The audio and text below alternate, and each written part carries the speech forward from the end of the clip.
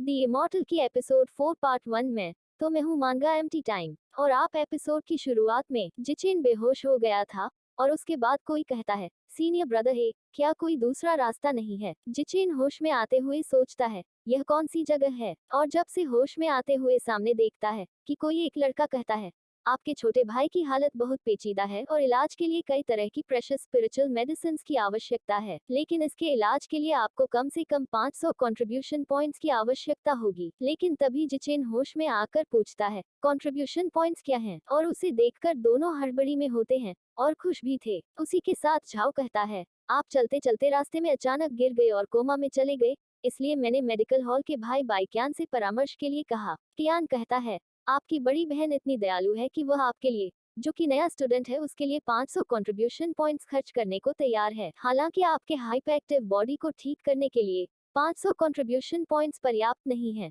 Zhao कहता है, contribution points कोई बड़ी बात नहीं है, लेकिन आपकी बॉडी के साथ क्या गलत है? आपका जीवन दांव पर है, इसलिए इसे छुपाए नहीं, भाई कियान को सूचित करें ताकि वह सही दवा बता सके। जिचिन कहता है, इसकी कोई जरूरत नहीं है, मास्टर मियाओवे ने भी कहा कि मेरा शरीर होपलेस है, तो पैसे क्यों बर्बाद करें? और आपने जो मेरे ऊपर 500 कंट्रीब्यूशन पॉइंट्स वेस्ट किया है वह मैं लौटा दूंगा। उसी के साथ सोचता है, युवानहाई रेल्म के नीचे के कल्टीवेटर को इमॉर्टल सूत्र की यांग फायर नहीं मिल रही है और इसके सोल्यूशन चिकित्सा से कतई नहीं किया जा सकता। और इस लड़के का सरनेम से पता चलता है कि यह एक स्कैमर है। और जब जिचिन इलाज नहीं करवाना चाहता तो वहां से कियान जाने लगता है।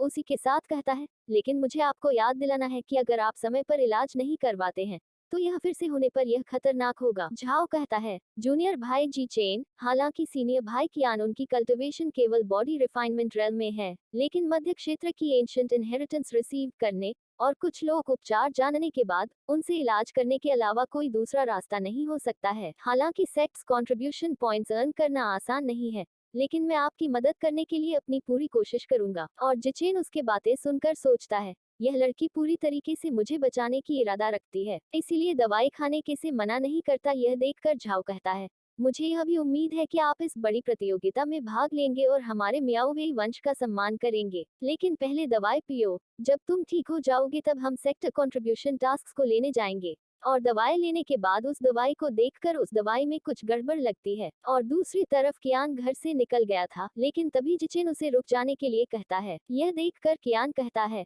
क्या जूनियर भाई फी रिन्यू करने जा रहे हैं? जिचिन कहता है, मैंने सोचा था कि तुम सिर्फ एक धोखेबाज के साथ साथ एक खराब चिकित्सक हो, लेकिन इसके अलावा तुम एक शैतान भी हो। कियान कहता है, आपका क्या मतलब है? जिचिन कहता है, इस सूप का स्वाद थोड़ा कड़वा होता है और फिर खट्टा हो जाता है। आपका प्रिस्क्रिप्शन में आइस क्यूटेलारिया और ब्लड स्पिरिट फ्लावर है। कियान कहता है, आइस क्यूटेलरिया एक बर्फ विशेषता वाली दवा है जो रोगी की मूल खपत को कम करके डैमेज को धीमा कर देती है, जबकि ब्लड स्पिरिट फ्लावर जीवन शक्ति को उत्तेजित करने के लिए मेरिडियन के रक्त प्रवाह को अलग कर सकता है। उनमें से दोनों 100 पॉइंट के हैं। लगभग मुझे नुकसान उठाना पड़ रहा है, इसीलिए मैंने जूनियर बहन को पॉइंट बढ़ाने के लिए कहा। लेकिन जिचेन कियान के ऊपर पूरा दवाई फेंके मारती है। यह देखकर झाओ हैरान थी। उसी के साथ कियान कहता है, मैं एक दयालु डॉक्टर हूँ जूनियर भाई जिचेन, और यह सब क्या है? जिचेन कहता है, बेहतर होगा कि अब गूंगा की तरह ना खेले। इन दो जड़ी बूटियों को पनाक्स जिनसेंग के अनुपात में मिलाने से टॉक्सिसिटी पैदा होगी और जिन लोगों को जहर दिया गया है उनकी उंगलियों का रंग बदल जाएगा और 3 दिनों के भीतर टॉक्सिसिटी दिखाई देंगे। लगभग आधे महीने में यह जीवन के लिए खतरनाक होगा, लेकिन मुझे लगता है कि यह पहली बार नहीं है जब आप इस मेथड का उपयोग करते हैं, है ना?